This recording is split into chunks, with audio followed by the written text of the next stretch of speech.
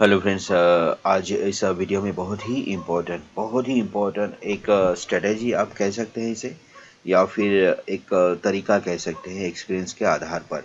तो मैंने बहुत दिनों से देखा मार्केट में, बैंक निफ्टी में। तो मुझे समझ में आया कि हाँ, ऐसा होता है। तो वो तरीका ये है।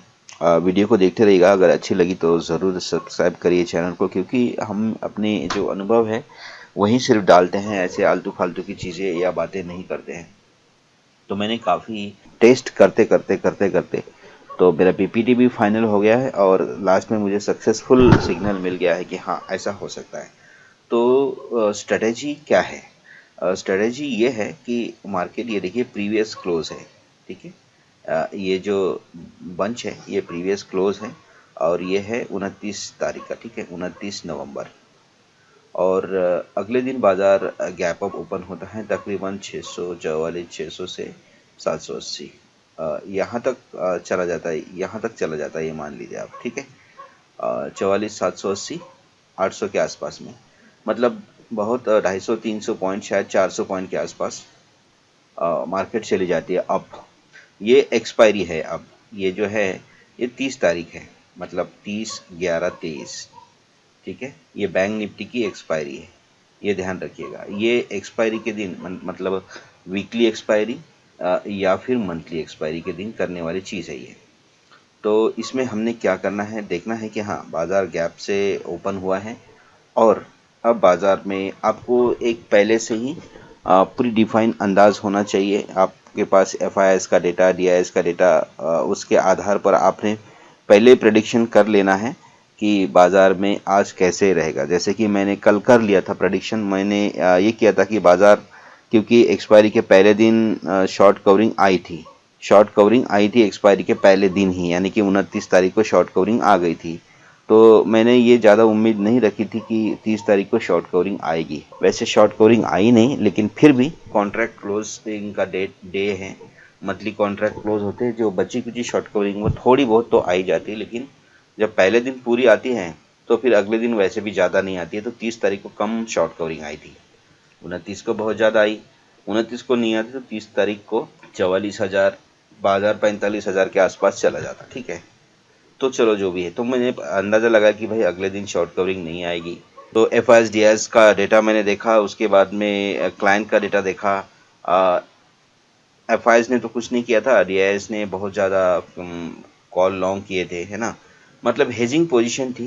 तो ज़्यादा पलड़ा भारी था बाइंग साइड में, तो इसीलिए तो ये गैप से ओपन हुआ। तो मैंने वहाँ अंदाज़ा लगा लिया था कि हाँ, बाज़ार ऊपर जाएगा, क्लोजिंग ऊपर देगा, ऐसे मैंने लगाया था, लेकिन नीचे दे दिया क्लोजिंग। लेकिन मैंने ये अंदाज़ा लगाया था कि बाज़ार में क्या होगा, या तो रेंज बाउंड होगा। ठीक है, या तो रेंज बाउंड होगा, या तो बाज़ार वोलेटाइल होगा। ठीक है, तो बाज़ार रेंज बाउंड नहीं रहा, बाज़ार रहा वोलेटाइल। मैं आपको चार्ट दिखा देता हूँ। अब स्ट्रेटेजी आगे है, देखते रहिएगा। तो अब बाज़ार में क्या हुआ, गैप से ओपन हुआ। उसके बाद में पहले तो गैप से ओपन हुआ, फिर नीचे आया, फिर बाज़ार ने एक एक बेस बनाया। ठीक है, जो भी ये सपोर्ट लाइन हो उसमें उसने एक बेस बना दिया, फिर उसने दूसरा बेस बना दिया। ठीक है, फिर इसने एक ट्रेंड बना दिया। ठीक है, तीसरा बेस पहले बेस से पहले वाला जो सपोर्ट था उससे थोड़ा ऊपर था, फिर उसने चौथा वो बना दिया, तो पहले वाले से वो भी थोड़ा सा ऊपर था। तो ऐसे ऐसे करते करते वो ऊपर चला गया। ठीक है, बाज़ार। तो ये आप इसमें पॉजिटिव क्लोजिंग ही बोल सकते हैं, वैसे था तो निगेटिव ही, क्योंकि यहाँ की जो क्लोजिंग थी पहले दिन की, उसके मुकाबले मार्केट ने यहाँ पर क्लोजिंग दी है, सॉरी, यहाँ पर क्लोजिंग दी है। ठीक है, तो 80 पॉइंट नीचे बाज़ार जाके बंद हुआ है। हालांकि बाज़ार पहले ऊपर था, और बाद में उसने समय ख़त्म हो गया शॉर्ट कवरिंग करते करते, नहीं तो बाज़ार ने ऊपर चला जाना ही था। तो हमारी स्ट्रेटेजी ये है, जहाँ से ओपन हुआ एक नंबर, ठीक है, जहाँ से ओपन, जहाँ पर क्लोज था और जहाँ तक गया, ये 2 नंबर, ये 2 चीज़ ध्यान में रखना है। और इसके बीच में कौन सी स्ट्राइक प्राइस आ रही है, 44, 500, 600, 700। ठीक है, इसमें से कोई भी एक स्ट्राइक प्राइस आप पकड़ लीजिए। अब स्ट्रेटेजी हमारी स्टार्ट हो गई है। कोई भी स्ट्राइक प्राइस हम पकड़ लेंगे। अब देखिए, ये है 30 तारीख का। ठीक है, ये चार्ट है 30 तारीख का पूरा के पूरा, लेकिन हमको ट्रेड करना है किसमें, इसकी नेक्स्ट एक्सपायरी में, यानी कि 6 दिसंबर वाले में। तो हम 6 दिसंबर का कोई कॉल लेते हैं। ये हमारे पास बैंक निफ्टी का 6 दिसंबर का कॉल आ गया है। अब यहाँ पर स्ट्रेटेजी क्या है, ये ओपनिंग है, ये जो आप रेड कैंडल देख रहे हैं ना, मैंने इस पे निशान लगाया है, ये ओपनिंग है और बाजार ओपन होने के बाद नीचे आया है। बैंक निफ्टी यहाँ पर क्लोज था और गैप से ओपन हुआ यहाँ पर, ठीक है। ये 150 200 पॉइंट 400 पॉइंट तक गया था, तो ये ओपन हुआ है। लेकिन कॉल देखिएगा, ये 44,600 का कॉल है, तो एट द मनी का ही है। तो एट द मनी का कॉल बाजार ओपन होते ही नीचे आने लगा था, क्योंकि बैंक निफ्टी का जो चार्ट आपने देखा उसमें भी बाजार ऊपर ओपन होके नीचे आया फिर ऊपर गया। यहाँ पर भी ऐसे ही है, ये 1 नंबर कैंडल है और ये जो ग्रीन कैंडल देख रहे हैं आप, ये 2 नंबर है। यहाँ पर बाजार ऊपर गया, ठीक है। सेम चीज़ हुई, सिर्फ यही है कि ये जो बैंक निफ्टी का जो कॉल है 44,600 का, ये गैप से ओपन नहीं हुआ है, ठीक है। अगर गैप से ओपन कॉल जो हुआ है वो और बेहतर रहेगा, ठीक है। लेकिन इसमें 44,600 44,500 600 700 में कोई भी गैप अप ओपन नहीं हुआ है, ठीक है। तो मैंने ये सिलेक्ट किया है 44,600 का और मैंने इसमें ट्रेड भी लिया था।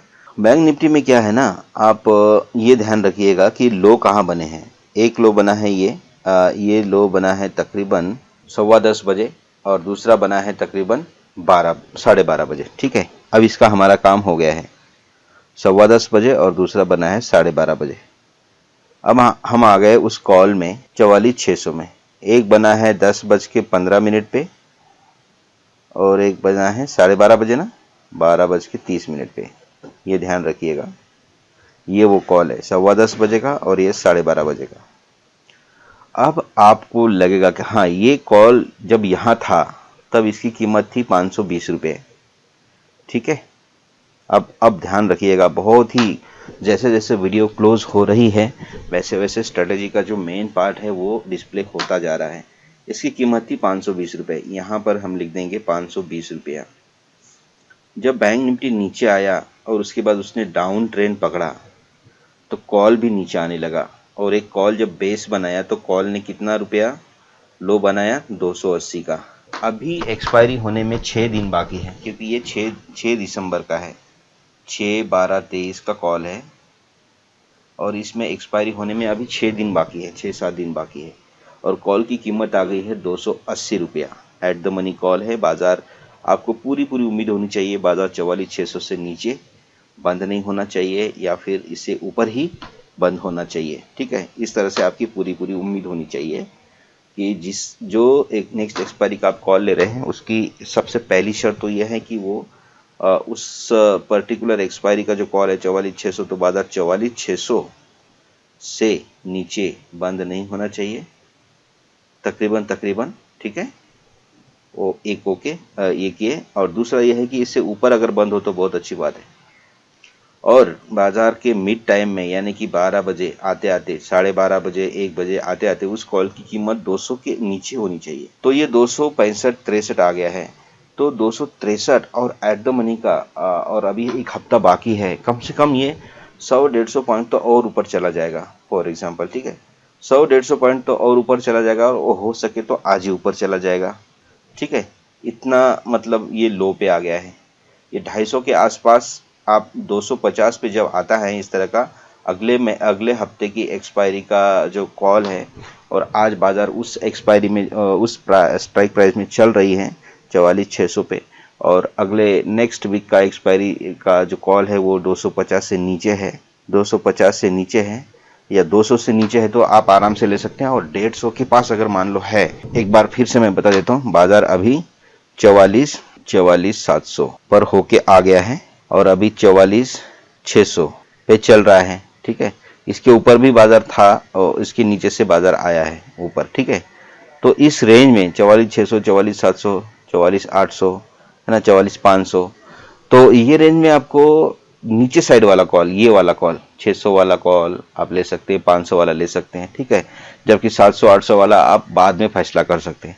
तो नीचे वाला कॉल, और बाजार भी यहीं घूम रहा है या फिर यहाँ पर है, कोई बात नहीं, वो एट द मनी होना चाहिए, मतलब उस दिन के दौरान वो कभी ना कभी एट द मनी होना चाहिए। अगर वो तकरीबन ये लगा लीजिए आप 10 बजे के बाद अगर एट द मनी का कॉल है और 12 बजे वो लो हो गया है तो बहुत अच्छा है, तो बहुत अच्छा है। मान लो ये 10 बजे के आसपास ये 44,700 था, 44,700, तो 44,700 का भी आप यहाँ पर ले सकते हैं। बाजार यहाँ पर 44,700 आया था, जब ये 520 रुपये था ना, तो बाजार 44,700 था, 44,780।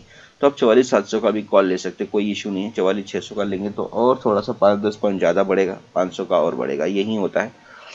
तो 44,700 का कॉल 12-12:30 बजे के बाद एक लो पे आता है और अगली एक्सपायरी का है और वो 280 के पास आया है, ठीक है, 267 ऐसा कुछ था ना, तो मतलब 250 के आसपास आया है और बाजार अभी यहीं पर है, इसी कॉल के स्ट्राइक प्राइस के ऊपर है और उम्मीद है कि इसके ऊपर ही रहेगा। तो और वो 250 पे आ गए तो आराम से आप उससे बाय कर सकते हैं। मैंने करके देखा है, टेस्ट किया है, फाइनल हुआ है और सक्सेस हुआ है। और वो उस दिन नहीं तो अगले दिन आपको 100-150 पॉइंट डबल, तो बहुत ज़्यादा चांस रहता है। अगर वो यही कॉल 280 की जगह, यही कॉल अगर 280 की जगह ज़्यादा गिरावट होती, तो बैंक निफ्टी में अगर मान लो ज़्यादा गिरावट होती, तो यही कॉल 280 का 150, 170, इस तरह से, मतलब 150 से नीचे तो खैर नहीं आता है। लेकिन एक, क्योंकि वो स्प्रिंग की तरह होता है ना, ऐसा होता है, वो स्प्रिंग की तरह होता है।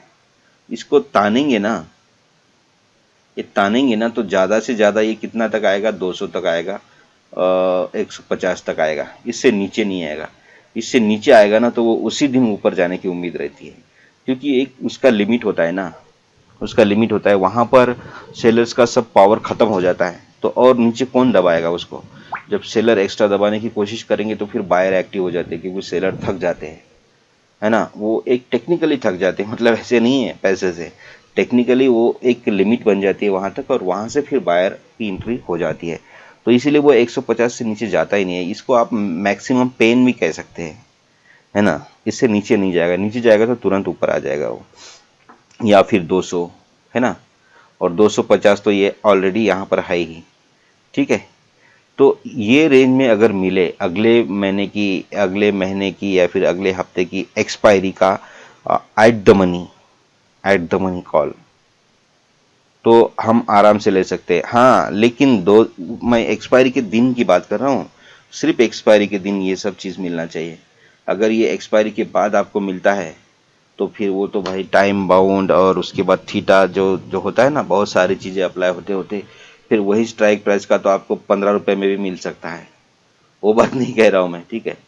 सिर्फ एक्सपायरी के दिन की बात है ये। एक्सपायरी के दिन, अगर एक्सपायरी गुरुवार को होती है तो शुक्रवार फ्राइडे को भी ये लागू नहीं होगा, ये चीज़ फ्राइडे को भी लागू नहीं होगा, क्योंकि जब शुक्रवार को मार्केट ओपन होगी तो ऑलरेडी वो ऊपर जा चुकी होगी, या फिर अगर पुट आपने ले रखा है तो वो नीचे आ चुकी होगी, ठीक है। तो आपको उस रैली से हटा दिया जाएगा और वो ट्रेड आप ले नहीं पाएंगे, ठीक है, ये है। तो इसीलिए मैं बोल रहा हूँ कि एक्सपायरी के दिन सिर्फ आपको ये सीन देखने को मिलना चाहिए। एक बार फिर से मैं बता देता हूँ, वीडियो लंबी है, अगर जिनको मार्केट में सक्सेस होना है उनके लिए तो अच्छा है, और जो बोर हो रहे हैं वो तो कभी भी एग्जिट हो सकते हैं।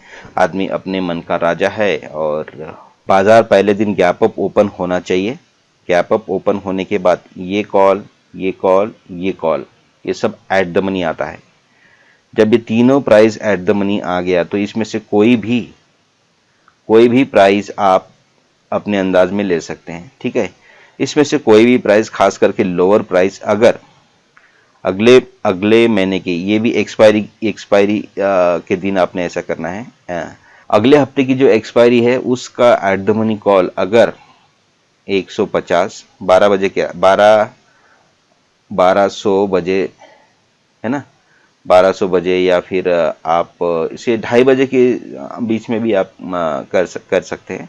मतलब मैं 1430 लिख देता हूँ, ठीक है, या फिर उस दिन में भी कोई इशू नहीं बनता है वो, लेकिन आपको ये लगना चाहिए कि हाँ, बाजार यहाँ पर गैप अप ओपन हुआ है और ये तीनों strike price at the money आ गई है और आ चुकी है, ठीक है।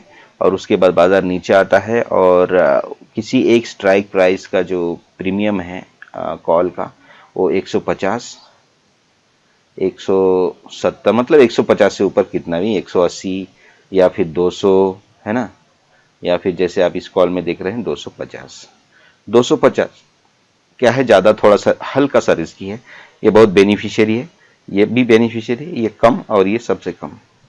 150 में मिले तो आंख बंद करके मैं तो ले लेता हूँ, क्योंकि ये एक स्प्रिंग की तरह होती है प्रीमियम की प्राइस, है ना, एक्सपायरी के दिन। इसको कितना खींचेंगे, कितना खींचेंगे आप इसको? अगर नीचे की साइड में खींचेंगे तो सेलर्स ले जाएंगे, और सेलर्स का एक लिमिट भी होता है। ऐसा नहीं है कि वो पेन से भी नीचे लेके जाएंगे बाजार को। भाई पेन से भी नीचे ले जाएंगे तो बायर्स भी तो पैसा कमाने के लिए बैठा है। यहाँ पर बायर आ जाएगा ना नीचे, ये सेंटिमेंट वाले जो पोजीशंस होती है, ये स्टेजेस होती है, यहाँ पर सेलर कितना भी नीचे ले आएगा बाजार को, लेकिन वो एक लिमिट से नीचे नहीं ले जा सकता। हाँ, ये बात है कि बाजार में पेन है और न्यूज़ बहुत ख़राब है तो बाजार नीचे जा रहा है, वो बात नहीं है, वो बात अलग है। लेकिन कुछ नहीं है, एक सिर्फ एक्सपायरी है और प्रॉफिट बुकिंग आ रही है और बाजार बहुत नीचे चला गया है और एक लिमिट के नीचे बाजार जा नहीं सकता। वहाँ पर बायर तुरंत आएगा, क्योंकि बायर को पता है बाजार में न्यूज़ पॉजिटिव है और इतना नीचे बाजार नहीं जा सकता। ये सेलर ही खुद बायर बन जाएगा, या फिर नया बायर जो है, जो एंट्री करने वाला बाकी है, वो आएगा और इस तने हुई स्प्रिंग को वापस से ऊपर ले जाएगा। यानी कि यहाँ पर मान लो 150 रुपये अगले हफ्ते के स्ट्राइक प्राइस का जो प्रीमियम है वो आ गया है, तो बायर्स यहाँ से उसे वापस ले जाएंगे और स्प्रिंग को और छोटा कर देंगे। तो उसको 250, 350 जितना भी ले जा सकते हैं। जैसे कि यहाँ पर 250 से वापस प्राइस 100 रुपये तुरंत आ गई, उसी दिन आ गई है। तो 100 रुपये मतलब एक कॉल में 1500 रुपये का प्रॉफिट। तो ये है, तो ये एक्सपायरी दिन का खेल है, एक्सपायरी के दिन ये चीज़ होती है। तो वीडियो आपको लगी अच्छी तो हमारे चैनल को ज़रूर सब्सक्राइब करिए। नहीं समझ में आया वीडियो तो मुझे भी लगता है थोड़ा सा कॉम्प्लिकेटेड तरीके से मैंने बताया है, तो नेक्स्ट वीडियो हो सकता है मैं बनाऊं इसके ऊपर। तो अगर आप हमारे चैनल पर बने रहेंगे तो आपको और इससे भी इजी मैटर आपको स्लाइड में मैं समझाऊंगा कि इस तरह से ये होता है ना, कौन सा कॉल। वैसे बहुत सारे लोग जो इसमें इंटरेस्टेड होंगे उनको समझ में तो आया ही होगा। अगर समझ में आ गया तो ज़रूर सब्सक्राइब करिए चैनल को। मिलते हैं नेक्स्ट वीडियो में, तब तक के लिए हैप्पी ट्रेडिंग।